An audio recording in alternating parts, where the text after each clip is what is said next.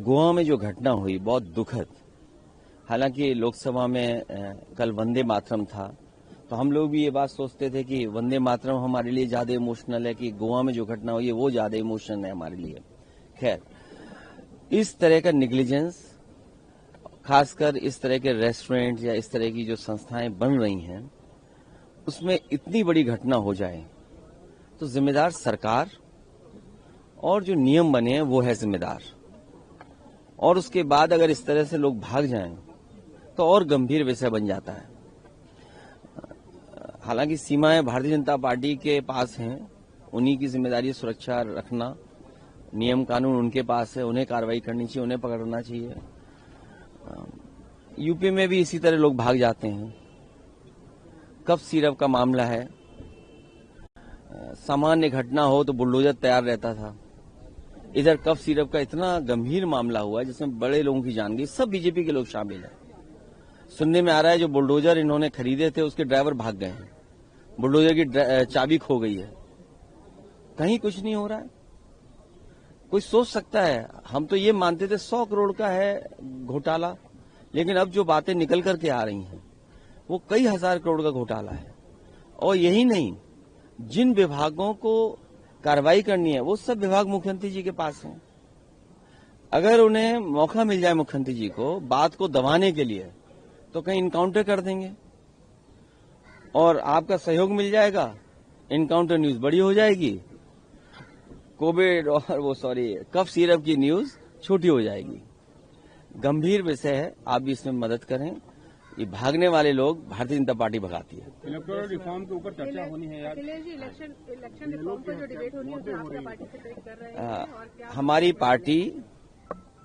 हमारी पार्टी सबसे बड़ी पार्टी उभर करके आई 2024 में, और उसका परिणाम यह है कि हमें वो फेस करना पड़ रहा है एसआईआर के बारे में। और आप लोगों को अगर याद हो, जब अयोध्या का चुनाव हुआ था मिल्कीपुर का, मैंने बाकायदा नाम पढ़े थे आपके सामने और नाम पढ़ करके बताया था कि ये अधिकारी हैं जिनकी वजह से हम चुनाव हारे हैं। जहां चुनाव सुधार की जरूरत है, चुनाव आयोग को अपने आप में एसआईआर कराना चाहिए कि आखिरकार ये गलतियां कमियां कैसे छूट गई। तो अभी असली एसआईआर अगर किसी का होने की जरूरत है तो वो चुनाव आयोग की खुद है। डिफॉर्म कैसे हो गया? डिफॉर्म किसके कारण हुआ? क्या अपॉइंटमेंट में गलतियां हुई हैं या जो लोग उसमें बैठे हैं वो निष्पक्ष नहीं हैं? उसी के कारण हमें डिफॉर्म का फिर रिफॉर्म लाना पड़ रहा है। आखिरकार ये कमियां कहां से आई? और यूपी में सुनने में आया है जो ऐप इन्होंने बनाया, ऐप का मुझे नहीं पता किसने बनाया है, ऐप तो बीजेपी बता सकती है कि ऐप किसने बनाया होगा। जो मैपिंग का तरीका अपनाया इन्होंने ऐप के माध्यम से, सुनने में आ रहा है कि 5 करोड़ वोटरों को दोबारा फॉर्म भरना पड़ेगा। ये सामान्य घटना नहीं है उत्तर प्रदेश की। अगर 5 करोड़ लोग दोबारा फॉर्म भरेंगे तो सोचो कितने तकलीफ और परेशानी में लोग होंगे। अभी रामपुर की घटना आई है, हमारे यहां तो ये भी है ना कि अगर आपको थाना चाहिए तो इनकाउंटर कर दो, अगर आपको बड़ा थाना चाहिए तो हाफ इनकाउंटर कर दो, और अगर पैसे वाला थाना चाहिए तो लगड़ा इनकाउंटर कर दो। रामपुर में जो मां ने फॉर्म भरे हैं अपने बेटों के जो बाहर थे, ये बात स्वीकार कर रहे हैं कि बाहर थे बेटे, और परिवार के लोग फॉर्म भर सकते हैं। अगर बीएलओ ये गलती कराएगा और बताएगा, बीएलओ को ट्रेनिंग ही नहीं दी, मैं ये दावे के साथ कह सकता हूं किसी भी बीएलओ को कोई ट्रेनिंग नहीं दी गई, बीएलओ को ये नहीं पता है फॉर्म कौन सा देना है।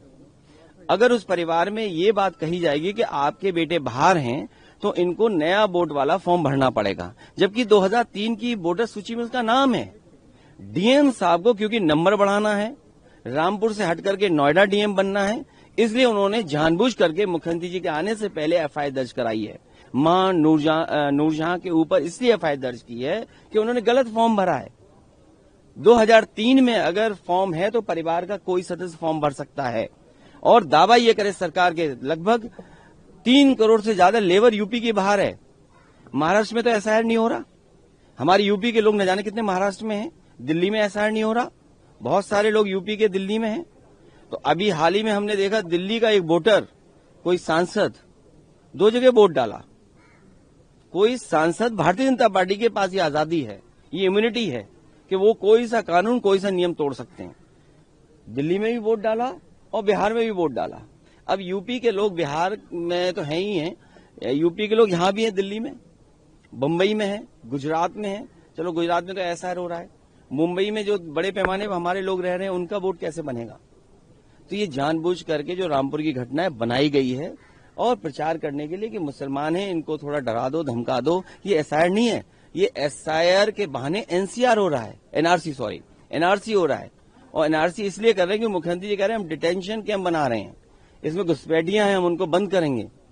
तो ये सोची समझी रणनीति के तहत नाम निकालना, एफआईआर दर्ज कराना, डिटेंशन सेंटर की बात करना, घुसपैठियों की बात करना, केवल डराने का काम हो रहा है।